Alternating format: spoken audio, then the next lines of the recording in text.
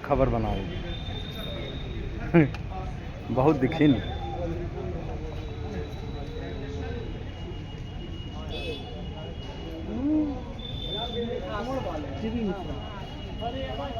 अरे हुआ महिला डंडा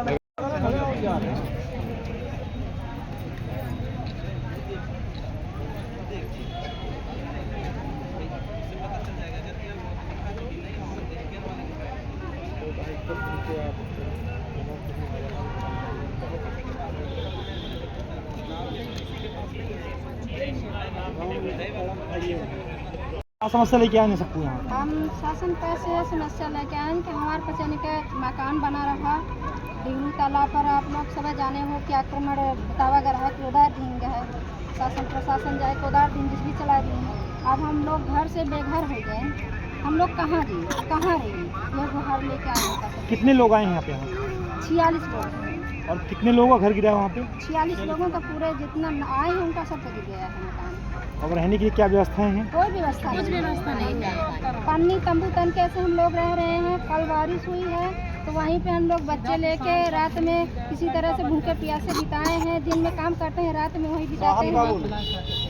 साहब कुछ भी नहीं बोले हैं, वो कोई सुविधा नहीं बता रहे हैं साहब हम लोगों को। रहते थे, आज लगातार 2 या 3 वर्षों से लगातार रह रहे हैं और टोटल 46 लोगों का वहाँ पे झोपड़ी बनी थी। और जिसमें से आदिवासी समाज के लोग थे और हरिजन समाज के लोग थे, साकेत समाज के लोग थे और पटेल समाज के भी लोग थे।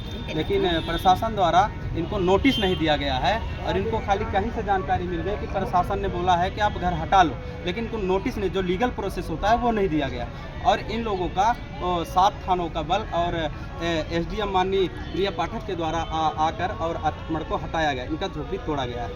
हालांकि ये असंवैधानिक है क्योंकि इनका मानना है कि हमें जब नोटिस नहीं मिला तो उनका हटाने का अधिकार नहीं है। तो उस दिन क्या आपने विरोध प्रदर्शन किया था, विरोध वगैरह कुछ किया? क्योंकि वहाँ प्रशासन अलर्ट था तो हम लोगों को वहाँ विरोध करने का मौका नहीं मिला। वो लोग हम लोगों को शांति व्यवस्था और हटा दिया गया वहाँ से। तो हम लोग साहब यहाँ पे हम लोग आवेदन दिए तो साहब बोले कि जिस रेकवा क्रमांक में ज़मीन स्थापित है तो यहाँ पे आदेश है कि आप लोग वहाँ पे ना रहें। तो हम लोगों का कहना ये है कि भाई हम लोग लोकतंत्र है तो जनता लोकतंत्र, क्योंकि जनता लोकतंत्र जनता उसके शासन के अधीन होती है। तो भाई आदिवासी गरीब जो मध्य प्रदेश की ज़मीन होती है वो आदिवासी और गरीब तंत्र के लोगों के लिए मूलभूत सुविधाओं के लिए जब उनके पास ज़मीन नहीं होती है तो फिर वो यूज कर सकते हैं। ये बताना आपके पास ज़मीन और अनंत में है? अनंत में ज़मीन नहीं है, अनंत में इनके पास किसी भी प्रकार का ज़मीन नहीं है, इसलिए मध्य प्रदेश शासन में अपनी झुग्गी झोपड़ी बना के रह रहे हैं। दूसरी समस्या ये है सर कि अब तो हटा दिया गया है, अगर ये लोग वहाँ पे